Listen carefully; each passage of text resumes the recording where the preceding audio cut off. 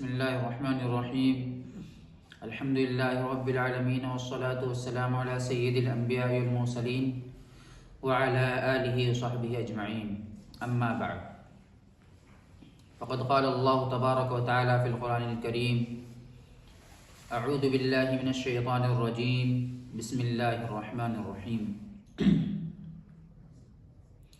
كل نفس ذائقة الموت وإنما توفون أجوركم يوم القيامة وقال في موضع آخر كل نفس ذائقة الموت ثم إلينا ترجعون وقال في موضع آخر وما تدري نفس بأي أرض تموت صدق الله العظيم. میرے محترم بزرگ دوستو،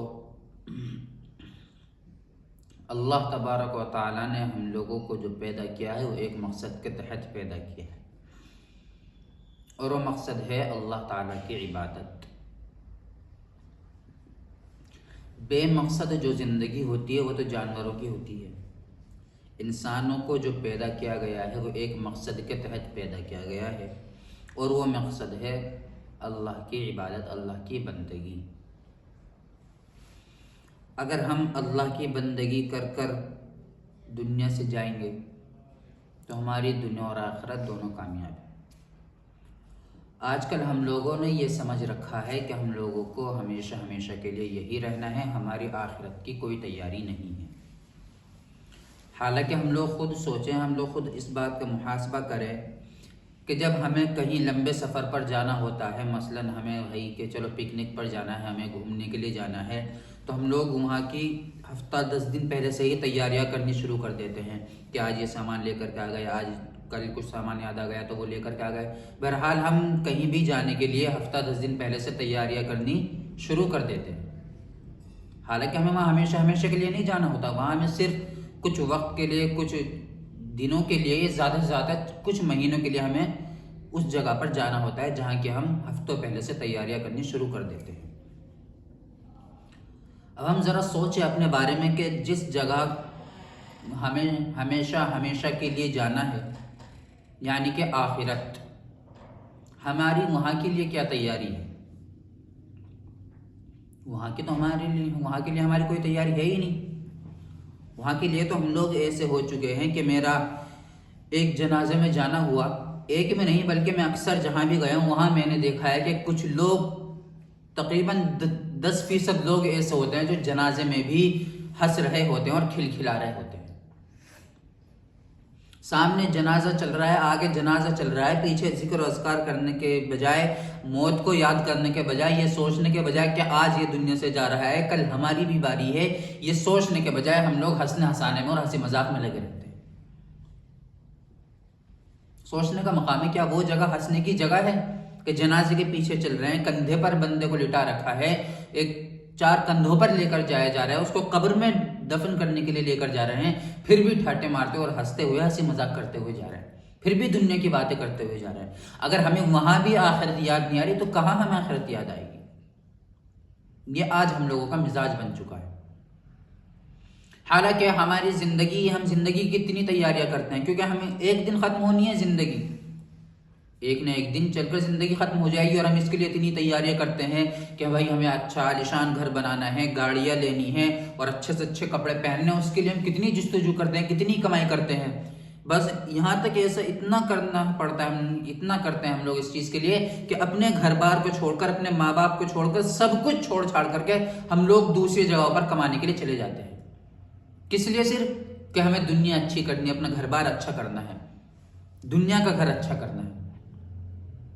کیا ہم نے کبھی اپنے اس گھر کی تیاری کرنے کے لیے بھی سوچا ہے جہاں ہمیں ہمیشہ ہمیشہ کے لیے رہنا ہے؟ اور وہ کون سا گھر ہے؟ وہ آخرت کا گھر ہے، قبر کا گڑھا ہے، قبر ہے وہ کہ جس کی تیاری کرنے کی ہمیں تیاری کرنا تو دور کی بات، ہمارے ذہن و گمان تک میں نہیں آتا کہ بھائی ہمیں دنیا چھوڑ کر جانا بھی ہے.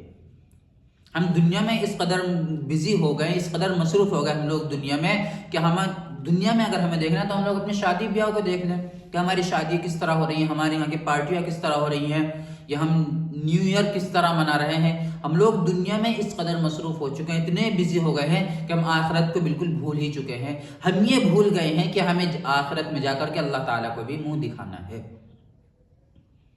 ہم لوگ یہ بھول چکے ہیں کہ ایک دن موت کا فرشتہ آئے گا، وہ ہماری روح نکال کر کے ہمارے جسم سے ہماری روح کو الگ کر کے رکھ دے گا. ہم لوگ آج دنیا میں تو سامنے والے کو تکلیف دے لیتے ہیں، آج دنیا میں تو ہم سامنے والے کی زمین ہڑپ کر اپنے پاس رکھ لیتے ہیں، آج ہم دنیا میں تو سامنے والے کا پیسہ مار کر اپنے پاس رکھ لیتے ہیں. ہم یہ بھول جاتے ہیں کہ ہمیں مرنا بھی ہے اور آخرت میں ہمیں اس کا جواب بھی دینا پڑے گا. آج ہم جن لوگوں کے لیے یہ کام کر رہے ہوتے ہیں، جن لوگوں کے لیے ہم پیسہ کما رہے ہیں، یا جن لوگوں کے لیے ہم پراپرٹیز اکٹھا کر رہے ہیں، جمع کر رہے ہیں، پراپرٹیز خرید رہے ہیں، جگہیں خرید رہے ہیں، وہی لوگ ہمیں زیادہ سے زیادہ ایک مہینہ، زیادہ سے زیادہ ایک سال ہم لوگوں کو یاد رکھتے ہیں، اس کے بعد سب بھول جاتے ہیں. جب ہم میں سے کسی کا انتقال ہوتا ہے تو ہماری جو اولاد ہوتی ہے وہ کیا کرتی زیادہ سے زیادہ وہ 40 دن یا اس سے زیادہ 4 مہینے 40 دن وہ اپنے مدرسے کے بچوں کو بلا کر کے قرآن خوانی کروا دیتے ہیں، قرآن پڑھوا دیتے ہیں. بس اس کے بعد بھول جاتے ہیں کہ ہاں بھائی ہمارے گھر سے کوئی یہ دنیا چھوڑ کر چلا بھی گیا. تو بس اتنا ہی کیا اپنے آخرت کے لیے جس دنیا میں ہمیں صرف اور صرف چند لمحات، چند زندگی کا ایک چھوٹا سا حصہ گزارنا ہے، ایک چھوٹی سی زندگی گزارنی ہے، جس دنیا میں ہم لوگوں کو، اس کے لیے ہم کتنی بھاگ دوڑ کرتے ہیں، کتنا سب کچھ کرتے ہیں، اپنے گھر بار کو چھوڑ دیتے ہیں اس زندگی کے لیے. اور جہاں ہمیں ہمیشہ کے لیے رہنا ہے، جس گھر کو ہمیں بنانے کی ضرورت ہے، جس گھر کی ہمیں تیاری کرنی چاہیے، وہاں کے لیے ہماری کیا تیاریاں ہیں؟ کیا ہم میں سے کوئی ایسا ہے جس کے اعمال ایسے ہوئے، جس کو خود کے اوپر اتنا کانفیڈنس ہو، اتنا بھروسہ ہو کہ اگر ابھی میری موت آ جائے تو میری نیا پار ہو جائے گی، یا میں کامیاب ہو جاؤں گا، میں جنت میں داخل ہو جاؤں گا؟ کہ ہم میں سے کسی کے اعمال ایسے ہیں؟ کیا کسی کو بھروسہ ہے خود کے اوپر اتنا؟ بالکل نہیں ہوگا، کسی کو بھی نہیں ہوگا. تو میرے پیاروں، میرے بزرگوں، ہم لوگ دیکھیں کہ ہم دنیا میں اس قدر اتنے مصروف کیوں ہوتے چلے جا رہے ہیں، حالانکہ ہمیں دنیا چھوڑ کر بھی جانا ہے، ہمیشہ یہاں تو نہیں رہنا. اللہ تعالیٰ قرآن کریم میں ارشاد فرماتا ہے کہ وَمَا تَدْرِي نَفْسٌ بِأَيِّ أَرْضٍ تَمُوتُ، کہ تم میں سے کسی کو بھی نہیں پتا کہ تمہیں موت کہاں آئے گی. ضروری نہیں کہ ہمیں موت ہمارے گھر والوں کے ساتھ ہی آئے، یا کس حال میں ہمیں موت آئے، کہاں آئے، کب آ جائے، کسی کو نہیں پتا اللہ تعالیٰ کے علاوہ. کہیں ایسا نہ ہو کہ ہم گناہ میں ملوث اور ہمارے اوپر ہمیں موت آ جائے، تو کیا ہوگا ہمارا؟ کہ ہم نے سوچا ہے کبھی؟ کہیں ایسا نہ ہو کہ ہم شادیوں میں یا پارٹیوں میں ڈانس وغیرہ کر رہے ہوں، ناچ گانے کر رہے ہوں، اور خدا نخواستہ اللہ نہ کرے ہمیں اس حالت میں موت آ جائے، کیا ہوگا ہمارا؟ کہیں ایسا نہ ہو کہ ہم کسی سے رشوت لے رہے ہیں، کسی کو رشوت دے رہے ہیں، اور رشوت دیتے وقت ہماری موت آ جائے، ہم نے سوچا ہے کیا ہوگا ہمارا؟ یا ہم کوئی کسی کا چوری کیا ہوا مال یا حرام مال کھا رہے ہیں، یا حرام کی کمائی کھا رہے ہیں، اور وہ حرام کی کمائی کماتے وقت یا حرام کی کمائی کھاتے وقت خدا نخواستہ ہمیں موت آ جائے، تو سوچا ہمارا کیا ہوگا؟ دنیا کی چھوٹی سی زندگی کے لیے ہم لوگ اس قدر گر گئے، اس قدر محنت کرتے ہیں کہ ہم لوگ یہ نہیں دیکھتے کہ ہم حرام کھا رہے ہیں یا حلال کھا رہے ہیں. یہاں تو ہم حرام حلال میں فرق نہیں کرتے، لیکن یاد رکھنا کہ وہاں ضرور پوچھا جائے گا. صرف یہ نہیں ہمیشہ کے لیے یہی رہنا ہے، ایک دن چھوڑ کر جانا ہے. ہم لوگ دیکھتے ہیں کہ آئے دن ہماری بستیوں میں اعلان ہوتے رہتا ہے کہ آج فلاں کا انتقال ہو گیا، آج فلاں کا انتقال ہو گیا، اور ایک دن ہمارا بھی اسی طرح اعلان لگ جائے گا. اور یہ بات ہمیشہ یاد رکھنا کہ اس دنیا میں کوئی کسی کو یاد رکھنے والا نہیں ہے. آپ مر جاؤ گے، آپ کے مرنے کے بعد میں 4 سال یا زیادہ سے زیادہ 2 سال آپ کو کوئی یاد رکھ لے گا، اس کے بعد آپ کو کوئی یاد رکھنے والا نہیں. سب بھول جائے گا کہ ہاں کوئی ہمارے گھر سے ہمیں چھوڑ کر اس دنیا سے جا چکا ہے.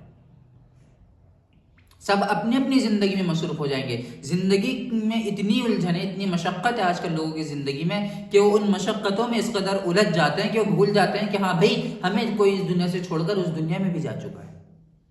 کیا ہمیں اس کے ایصال ثواب بھی کرنا ہے، ہمیں اس کو ثواب بھی پہنچانا ہے، ہمیں اس کے لیے بھی کچھ کرنا ہے. کوئی نہیں یاد رکھتا، سب بھول جاتے ہیں. اس لیے ہمیں خود کو ہی تیاری کرنی پڑے گی، ہمیں خود ہی کو دیکھنا پڑے گا کہ ہمارے اعمال ایسے ہیں یا نہیں ہیں کہ ہم آخرت میں عذاب سے بچ سکتے ہیں یا نہیں۔ کیونکہ ایسا تو ہے نہیں کہ ہم لوگ موت سے بچ جائیں، موت تو یقیناً آنی ہے، موت سے کوئی نہیں بچنے والا۔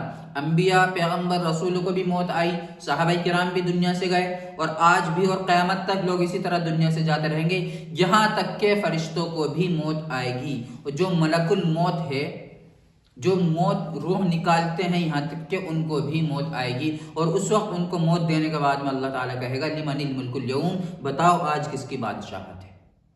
جب سب لوگ مر جائیں گے، سب فنا ہو جائیں گے، سب ختم ہو جائے گا، اس وقت اللہ تعالیٰ پوچھے گا ان لوگوں سے جو یہ کہا کرتے تھے کہ دیکھو ہماری دنیا میں اتنی چلتی ہے، ہماری اتنی بادشاہت ہے، کتنے ملکوں پر ہمارا راج ہے، اللہ تعالیٰ پوچھے گا بتاؤ کس کی بادشاہت ہے آج۔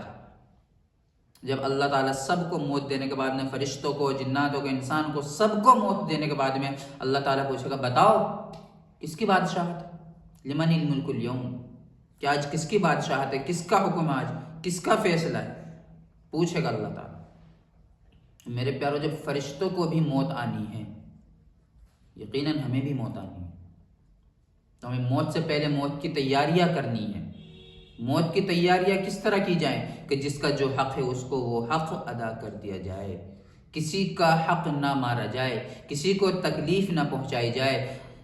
اللہ تعالیٰ قرآن کریم میں ارشاد فرماتا ہے کہ اینما تکونوا یدرککم الموت ولو کنتم فی بروج مشیدہ، کہ اگر تم یہ سمجھتے ہو کہ تم بڑے بڑے قلعوں میں، بڑے بڑے مضبوط گھروں میں رہ کر موت سے بچ جاؤ گے، تمہاری غلط فہمی ہے۔ اینما تکونوا یدرککم الموت، تم دنیا کے کسی بھی قلعے میں گھس جاؤ، کسی بھی گفا میں گھس جاؤ، کہیں بھی چلے جاؤ، تمہیں موت آ کر ہی رہے گی۔ یدرککم الموت، کہ موت تمہیں آ پکڑے گی، موت تمہیں اچک لے گی۔ موت سے بچاؤ نہیں ہے، موت سے کوئی نہیں بچنے والا۔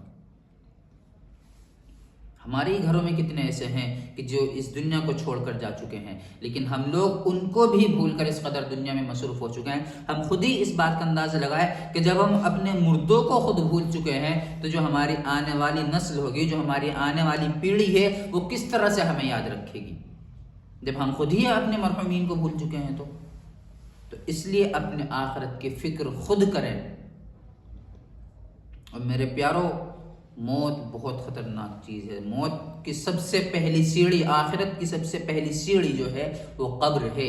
اگر قبر پہلی سیڑھی سے اگر ہم کامیاب ہو گئے، اگر ہم پہلی سیڑھی میں کامیاب ہو گئے تو انشاءاللہ آگے کی سیڑھی ہم بآسانی پار کر لیں گے۔ اس لیے دعا کریں کہ اللہ تعالی ہمیں عذاب قبر سے ہم سب کی حفاظت فرمائے۔ میرے پیارو، تیاریاں کرو موت کی۔ موت کی تیاری کس طرح کی جائے کہ اولاً سب سے پہلے ہمیں حرام کام سے بچا جائے، حرام اور حلال میں فرق سمجھا جائے۔ اگر ہم خود نہیں سمجھ سکتے تو علماء کرام سے جا کر کے سمجھیں اور ان سے معلوم کریں، اور اس آخرت کی تیاری کریں، اور اپنے لیے آخرت کے لیے ابھی سے ہی دنیا میں سامان اکٹھا کرنا، سامان جمع کرنا شروع کر دیں۔ اور وہ سامان کس طرح جمع کیا جائے گا، اور کیا سامان ہوگا؟ وہ سامان یہ ہوگا کہ اپنے آپ کو یا تو خود دین علم سیکھیں، علم نبوت سیکھیں، یا کم از کم اپنی اولاد میں سے کسی نہ کسی ایک کو، حق تو یہ بنتا ہے کہ اپنی ہر اولاد کو علم دین سکھایا جائے، علم نبوت سکھایا جائے۔ اگر ہر اولاد کو نہیں سکھا سکتے تو کم از کم اپنی ایک اولاد کو، اپنے ایک بچے کو اللہ کے راستے میں ڈال کر، مدرسے میں ڈال کر اس کو علم دین ضرور سکھایا جائے، تاکہ وہ کل آخرت میں ہمارے نجات کا ذریعہ بن سکے۔ یہی ایک چیز ہے جو ہمارے آخرت میں کام آ سکتی ہے، یہی ایک چیز ہے جو ہمیں آخرت میں نجات دلا سکتی ہے۔ اس کے علاوہ بہت ہی کم چیز ایسی ہیں جو ہمیں آخرت میں اللہ کی پکڑ سے بچا سکتی ہیں۔ یاد رکھنا، آج ہم سوچتے ہیں کہ اگر ہم نے حج کر لیا یا عمرہ کر لیا تو ہمارے تمام گناہ معاف ہو جائیں گے۔ نہیں، ایسا بالکل نہیں ہے۔ یہ صرف اور صرف حج اور عمرے سے اللہ تعالیٰ کے اور بندے کے بیچ کے جو معاملات ہوتے ہیں وہ معاف ہوتے ہیں۔ وہ معاملات جو ہم نے کسی بندے کے ساتھ، کسی انسان کے ساتھ بگاڑ رکھے ہوتے ہیں، کسی کا ناحق کچھ لے رکھا ہوتا ہے، کسی کی نہ زمین پر ناحق قبضہ کر رکھا ہوتا ہے، کسی کا کچھ مال چرا رکھا ہوتا ہے، یا کسی کو ہم نے تکلیف پہنچا رکھی ہوتی ہے، تو یہ چیزیں معاف ہونے والی نہیں ہے جب تک کہ ہم اس بندے سے جا کر کے، اگر ہم نے کسی سے کوئی چیز چوری کی ہے تو وہ چیز اس کو واپس کر کے اس سے معافی نہ مانگ لی جائے۔ کسی کا دل دکھا رکھا ہے تو جس کا دل دکھا رکھا ہے اس سے جا کر کے معافی نہ مانگ لی جائے، اور اگر کسی کی زمین پر ناحق قبضہ کر رکھا ہے تو اس کو وہ زمین لوٹا کر کے اس سے معافی نہ مانگ لی جائے، تب تک کتنا ہی حج کر لو، کتنا ہی عمرے کر لو، معافی ہونے والی نہیں ہے، بخشش ہونے والی نہیں ہے۔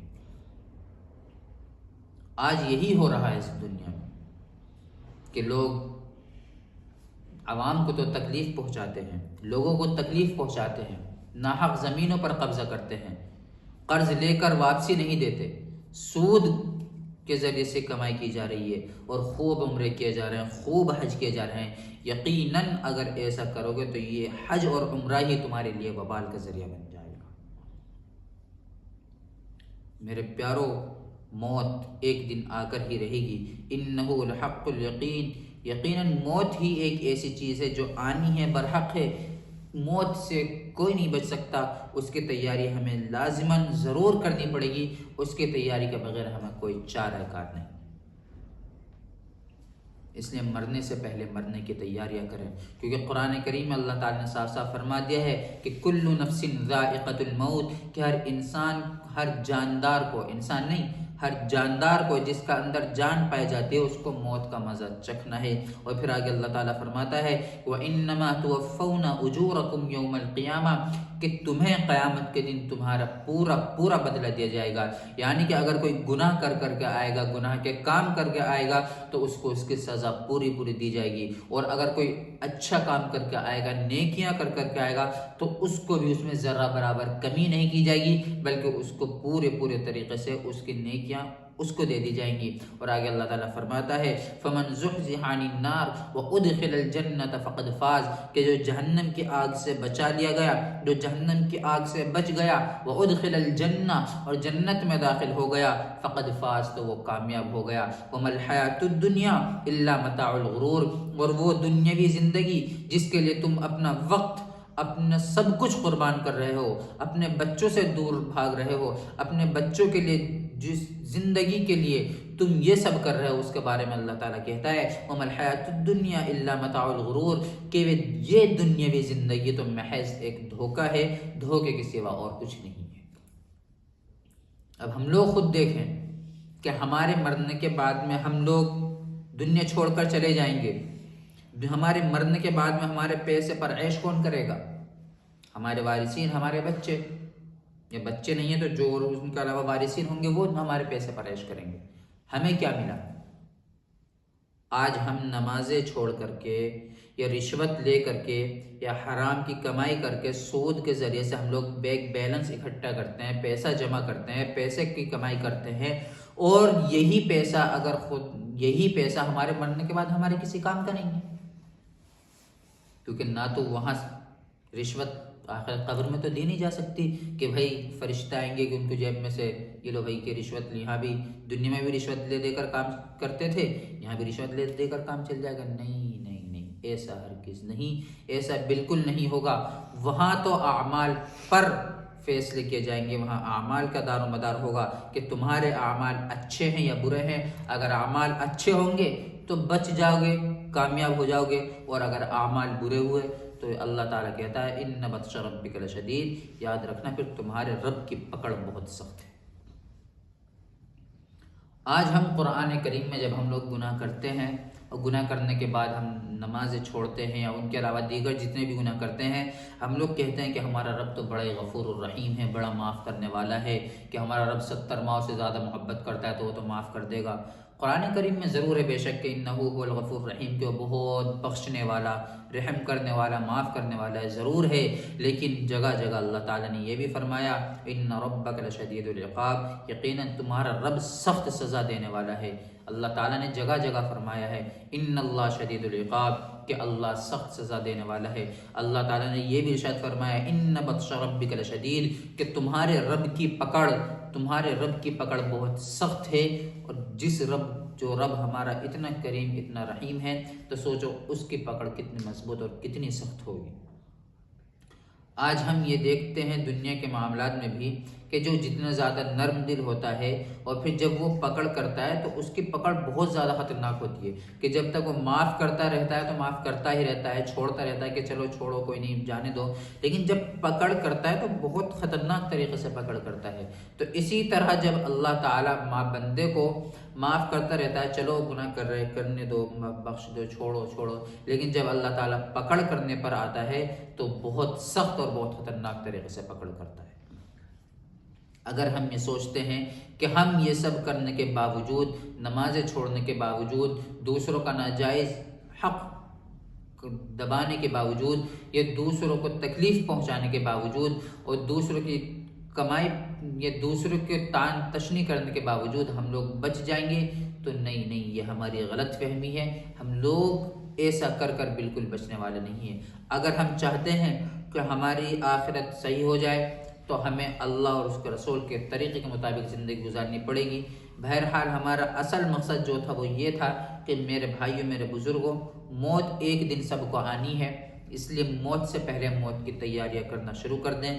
جس طریقے سے ہم لوگ دنیا میں گھر بنانے کے لیے مشقتیں کرتے ہیں، صرف گھر بناتے ہی نہیں ہیں بلکہ گھر بنانے کے بعد میں اس کو سجاتے بھی ہیں، اس کو ڈیکوریٹ کرتے ہیں، اس میں جگہ جگہ الگ الگ طریقے کی لائٹیں لگاتے ہیں۔ اسی طرح آخرت کے گھر کی بھی تیاریاں کرنی ہیں کہ ہمیں اللہ اور اس کے رسول کے حکم کو ماننے کے ساتھ ساتھ نوافل کا بھی اہتمام کرنا پڑے گا اور صدقہ خیرات بھی کرنا پڑے گا، تاکہ ہمارا گھر آخرت میں تیار ہونے کے ساتھ ساتھ، آخرت میں ہمارا گھر بننے کے ساتھ ساتھ اس میں ہمارے لیے الگ سے بھی کچھ نہ کچھ انتظام ہو سکے۔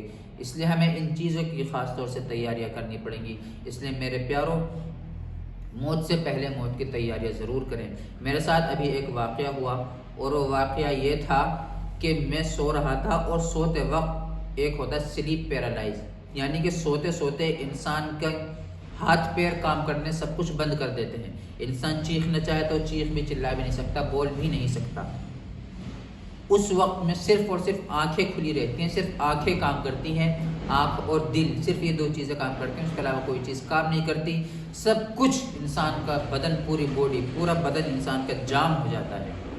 اس موقع پر رات میں کمرے میں لیٹا ہوا تھا، بالکل اندھیرا، کچھ نہیں، چاروں طرف اندھیرا ہی اندھیرا۔ میں چیخنے کی کوشش کر رہا، چلانے کی کوشش کر رہا ہوں، آواز دے رہا ہوں، لیکن حلق سے آواز باہر نہیں نکل رہی ہے۔ اس وقت میں مجھے قبر کی یاد آئی کہ یہ تو صرف دنیا ہے۔ اس وقت میں میری حالت خراب ہو چکی تھی، اور جب ہمارے ساتھ اگر خدا نخواستہ یہ قبر میں اگر ہمارے ساتھ ہو گیا، قبر کا کیا حال ہوگا؟ وہاں بھی ہماری چیخ سننے والا کوئی نہیں ہوگا، وہاں بھی ہماری آواز سننے والا کوئی نہیں ہوگا۔ ایک دن ہمیں دنیا چھوڑ کر قبر کے چھوٹے سے گڑھے کے اندر چلے جائیں گے۔ اتنی بڑی زمین جس کے لیے ہم لڑتے ہیں، اتنا بڑا مکان جس کے اوپر ہم یہ کرتے ہیں کہ دیکھو میں نے اتنی بڑی اونچی حویلی کھڑی کر لی، یہ دیکھو میں نے اتنا بڑا اپنا محل تیار کر لیا، یہ میں نے اپنی اتنی اونچی بلڈنگ کھڑی کر لی۔ کر لو جتنی بلڈنگیں کھڑی کرنی ہے، لیکن اگر تم اس کے اوپر لوگوں کے سامنے دکھاوا کرتے ہو تو یاد رکھنا ہمیشہ ہمیشہ اس بلڈنگ میں نہیں رہنے والے، ہمیشہ ہمیشہ اس حویلی میں نہیں رہنے والے۔ تمہیں بھی چھوڑ کر یہ اتنی بڑی حویلی، یہ اتنی اونچی عمارت، یہ اتنی اونچی بلڈنگ، یہ اتنا شاندار محل تمہیں بھی چھوڑ کر جانا اسی قبر کے گڑھے میں ہے، جانا اسی قبر کے گڑھے میں ہے کہ جس قبر کے گڑھا سب کے لیے ایک جیسا ہے، سب کے لیے برابر ہے، نہ کسی کے لیے چھوٹا ہے، نہ کسی کے لیے بڑا ہے، نہ کسی کے لیے گہرا ہے، نہ کسی کے لیے اونچا ہے، وہ سب کے لیے ایک جیسا ہے، سب کو برابر جگہ ملنی ہے۔ تو میرے پیارو، جب ہمیں سب کا ہم سب کو ایک ہی جگہ جانا ہے، ہمارے سب کی منزل ایک ہی ہے، تو کیوں ہم دنیا میں اس طرح کی حرکتیں کرتے ہیں؟ کیوں ہم دنیا میں ایک دوسرے کو اوپر فخر محسوس کرتے ہیں؟ کیوں ہم دنیا میں دکھلاوا کرتے ہیں؟ کیوں ہم دنیا میں ایک دوسرے کو یہ احساس کمتری کا شکار دلاتے ہیں؟ کیوں ہم سامنے والے کو یہ دکھانا چاہتے ہیں کہ دیکھو تم کمزور ہو، میں طاقتور ہوں؟ یاد رکھنا، طاقتور اگر کوئی ہے تو صرف اور صرف اللہ تبارک و تعالیٰ کی ذات ہے، اس کے علاوہ کوئی طاقتور نہیں ہے۔ سب کچھ ختم اور فنا ہو جائے گا۔ اللہ تعالیٰ قرآن کریم میں ارشاد فرماتا ہے کہ لمن الملک اليوم، جب اللہ تعالیٰ سب کچھ ختم کر دے گا، جنات بھی ختم، انسان بھی ختم، یہاں تک کہ فرشتے بھی ختم، اور فرشتوں میں سے وہ فرشتے جو ہماری روح نکالتے ہیں، حضرت اسرائیل علیہ السلام، ان کا بھی انتقال ہو جائے گا، ان کی بھی روح قبض کر لی جائے گی، ان کا بھی انتقال ہو جائے گا۔ تو اس وقت اللہ تعالیٰ کہے گا کہ بتاؤ کس کی بادشاہت ہے؟ بتاؤ آج کس کی بادشاہت ہے، آج کس کا حکم چل رہا ہے اس دنیا میں؟ تم دنیا میں بڑی بڑی باتیں کیا کرتے تھے، آج بتاؤ آج کس کا حکم ہے، کس کا فیصلہ ہے، آج کس کی بات ہے؟ اللہ تبارک و تعالیٰ پوچھے گا۔ یہ مت سوچنا کہ ہم نے اگر اتنی بڑی بلڈنگیں کھڑی کر لی اور اللہ کو بھول کر ہم لوگ صرف بلڈنگیں بنانے میں مصروف ہو گئے، یا ہم لوگ صرف اور صرف دنیا کو حاصل کرنے میں مصروف ہو گئے اور اللہ کو چھوڑے رکھا، اس کے رسول کی سنتوں کو اور اس کے رسول کے طریقے کو چھوڑے رکھا، تو ہم لوگ کامیاب ہو جائیں گے۔ یہ ہماری غلط فہمی ہے۔ کامیابی ہمیں تبھی ملے گی، ہم یہ نہیں کہتے کہ دنیا کو چھوڑو، بلڈنگیں مت بناؤ، ہم یہ نہیں کہتے بناؤ۔ اگر اللہ تبارک و تعالیٰ نے تمہیں اتنا مال دیا ہے، اتنی دولت دی ہے، تو بالکل بناؤ، اچھے سے اچھے گھر میں رہو، اچھے سے اچھی گاڑی میں رہو، اچھے سے اچھا پہنو۔ اللہ تعالیٰ خود کہتا ہے کہ ان اللہ یحب ان یرا اثر، اللہ کے نبی علیہ السلام نے ارشاد فرمایا کہ ان اللہ یحب ان یرا اثر نعمتہ علی عبدہ، کہ اللہ تعالیٰ کو یہ بات پسند ہے کہ اللہ اپنی نعمت کا اثر اپنے بندے کے اوپر دیکھے۔ اللہ تعالیٰ بھی چاہتا ہے کہ بندہ کو بندے کو میں نے اپنے جو نعمتیں دی ہیں ان کا اثر اس کے اوپر دکھنی چاہیے۔ اس سے یہ بات ثابت ہوتی ہے، اس سے یہ بات بالکل واضح ہو جاتی ہے کہ اللہ تعالیٰ کو کنجوس انسان بالکل پسند نہیں ہے۔ اگر اللہ تعالیٰ نے آپ کو مال دیا ہے تو اس کو خرچ کرو، اپنے اوپر خرچ کرو، اپنے بچوں پر خرچ کرو، یا جو ضرورت مند ہیں ان کے اوپر خرچ کرو۔ تو اس لیے ہم یہ نہیں کہتے کہ صرف کہ بلڈنگیں بنانا منع ہے، یا اچھی حویلیاں بنانا منع ہے، یا اچھے گھر بنانا منع ہے۔ بالکل نہیں، بناؤ اگر اللہ تعالیٰ نے آپ کو مال دیا ہے تو، لیکن اللہ اور اس کے رسول کو مت بھولو، اللہ اور اس کے رسول کے حکم کو مت بھولو۔ اگر اللہ اور اس کے رسول کے حکم کو مانتے ہو، تم یہ سب کرتے ہو تو بہت اچھی بات ہے، لیکن اگر اللہ اور اس کے رسول کو بھول کر تم لوگ یہ کر رہے ہو، اگر اللہ اور اس کے رسول کو چھوڑ کر تم دنیا میں لگ رہے ہو، تو میرے پیارو یہ بہت بڑی ہلاکت کی بات ہے، یہ ہمارے لیے بہت خطرے کی بات ہے، یہ ہمارے لیے بہت بڑے وبال کا ذریعہ بن جائے گی۔ یہی چیز ہمارے لیے آخرت میں وبال کا ذریعہ بن جائے گی کہ ہم اللہ اور اس کے رسول کو چھوڑ کر دنیا میں کس قدر مصروف ہو گئے تھے۔ اس لیے میرے پیارو، کچھ بھی کرو لیکن اللہ اور اس کے رسول کو یاد رکھو، اللہ اور اس کے رسول کو بالکل مت بھولو، اللہ کے حکم کے مطابق زندگی گزارو، رسول اللہ کے طریقے کے مطابق زندگی گزارو، حلال کمائی کھاؤ، حرام سے بچو، حرام کا ایک لقمہ بھی تمہارے حلال کی کمائی کے تمہارے اوپر پانی پھیر سکتا ہے۔ اس لیے حرام کی کمائی سے جتنا ہو سکے بچو، حرام سے بہت دور رہو، جتنا ہو سکے بچو حرام سے۔ حلال چاہے تھوڑا ہو، حلال تھوڑا مل جائے کوئی نہیں، اسی کے اوپر صبر کر لو، آخرت میں انشاءاللہ اللہ اس کا بہت اچھا اجر دے گا، بہت اچھا صلہ دے گا۔ اور حرام چاہے تمہیں ڈھیر سارا ہی کیوں نہ مل رہا ہو، حرام چاہے تمہیں کتنا ہی کیوں نہ مل رہا ہو، حرام کو بالکل بھی اختیار مت کرو، حرام کا لقمہ بالکل بھی مت کھاؤ، حرام کا ایک لقمہ بھی مت کھاؤ، کیونکہ ہمیشہ اس دنیا میں نہیں رہنا، یہ دنیا چھوڑ کر کے چلے جانا ہے۔ کوئی اس دنیا میں ہمیشہ رہنے کے لیے نہیں آیا۔ پہلے کے لوگ آئے، دنیا چھوڑ کر چلے گئے، ہم ہیں، ہم بھی دنیا چھوڑ کر چلے جائیں گے، ہمارے بعد آگے آنے والی نسلیں جو آئیں گی وہ بھی دنیا میں رہیں گی اور ایک دن دنیا چھوڑ کر چلی جائیں گی۔ اسی طرح دنیا کا نظام چلتا رہے گا اور یہاں تک کہ ایک دن قیامت آدم کے ایک دن قیامت آ جائے گی، سب کچھ فنا ہو جائے گا۔ اللہ تبارک و تعالیٰ فرماتا ہے فَإِذَا نُفِخَ فِي الصُّورِ نَفْخَةٌ وَاحِدَةٌ، کہ جب سور پھونکا جائے گا، وَحُمِلَتِ الْأَرْضُ وَالْجِبَالُ فَدُكَّتَا دَكَّةً وَاحِدَةً، کہ زمین اور پہاڑ چلنے لگیں گے۔ تو میرے پیارو سب کچھ ریزہ ریزہ ہو جائے گا، سب کچھ ختم ہو جائے گا۔ اللہ قرآن میں دوسری جگہ ارشاد فرماتا ہے اِذَا الشَّمْسُ كُوِّرَتْ وَإِذَا النُّجُومُ انكَدَرَتْ، کہ جب سورج بے نور ہو جائے گا، سورج کی روشنی ختم ہو جائے گی، وَإِذَا النُّجُومُ انكَدَرَتْ، اور ستارے ٹوٹ ٹوٹ کر گرنے لگیں گے، وَإِذَا الْجِبَالُ سُيِّرَتْ، اور پہاڑ چلنے لگیں گے، وَإِذَا الْعِشَارُ عُطِّلَتْ، اور جب حاملہ اونٹنیاں ایسی پھرتی پھریں گی۔